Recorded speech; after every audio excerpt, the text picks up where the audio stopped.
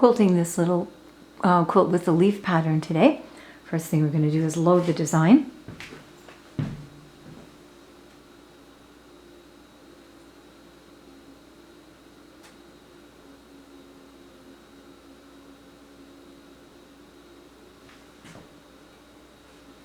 Actually, the first thing we're going to do is set the safe area because I forgot to do that. Okay.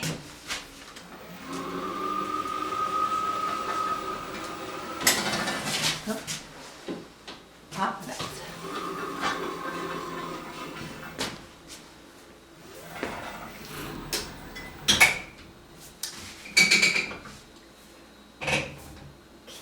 Make sure the belts aren't popped, because the belts that pop, your machine doesn't know how to count the steps, so it's not going to go anywhere. So that's the upper left edge of the quilt. Safe area again is the outside area where you want to quilt. Not necessarily going to quilt to that line, but you do need to mark it out so you know where it is. Okay. So now what it's going to do, it's going to queue those designs up and it's going to move to the first stitch of the first row. As soon as I tell it to start at the start point. Okay, now it's going to load it up and it's going to move it to the first row. This is interesting because it's a small enough pattern, it's going to stitch 2 rows together, which is kind of neat. So it saves you rolling the quilt as many times. You roll it half as many times now. For the number of pattern repeats you have, the physical distance it takes is still the same, but it's a smaller pattern.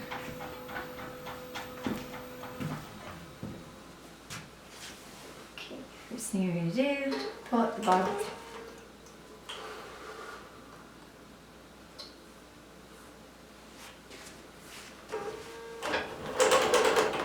Okay, so the first step is pull up the bobbin thread and then press go.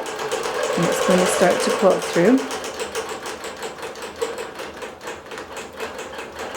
To leave a little bit of room at the top and on both sides. So you want the pattern of the quilting not to run into the binding. You want to leave about 1/2 inch so that your design starts 1/4 inch once your binding is on. Sometimes we run right off the edges too. Depends on what people want. Some people like the design to run off. That gives you more freedom with shifting it left to right as well if you do that, but generally we try to leave it to be within the 1/2 inch from the edges when it's finished.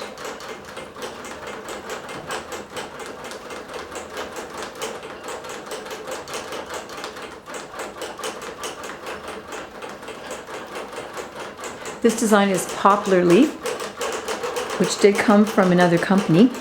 My previous video, we just went over how to import designs and modify them to fit whatever system you're currently using. We haven't yet found one that we can't change. This one did start out at 100 inches and we moved it down to a 10-inch repeat, which is a little more reasonable. It wasn't 100 inches on the old system. It was about 10 inches. So it just depends on how it's digitized and how your machine interprets that when you import it.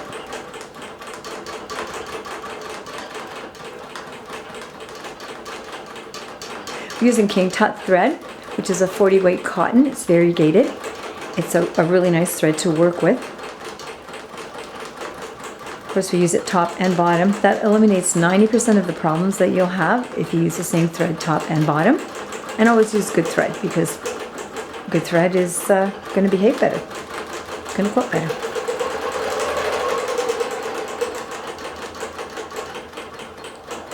You see those 2 little red lights? Those are the stitch regulators underneath, regulating the length of the stitches.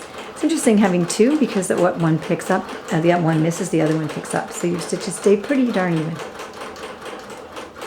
It does slow down when it gets into a corner. This pattern has a bit more overstitching because of the leaf formation, and it's doing the veins in the leaves. So it has a little more overstitching than a lot of the other ones do, so it is going to go more slowly.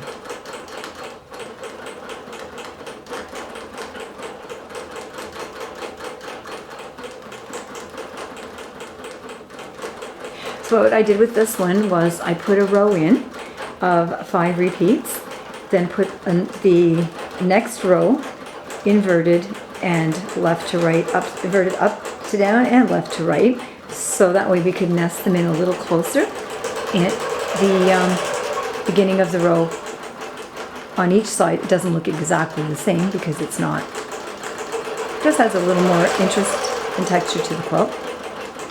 Try to stand back and look at it once we put it into and see if there's a lot of blank spaces. If there's too much blank space, then we'll go back in and clean it up, move your design in a little bit, and go from there.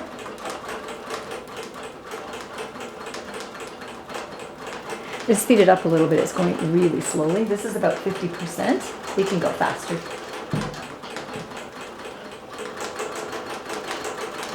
I think up to about 75 without having any kind of problems. And that's it. It's going to stitch out 2 rows. It's going to stop at the end of the first row and ask if I want to cut my thread, which I do. And then it's going to move to the first stitch of the second row and stitch that entire row out. And then it's going to ask me to roll the quilt, at which time I will, and then I'll reposition it for the following rows. Stitching poplar leaves.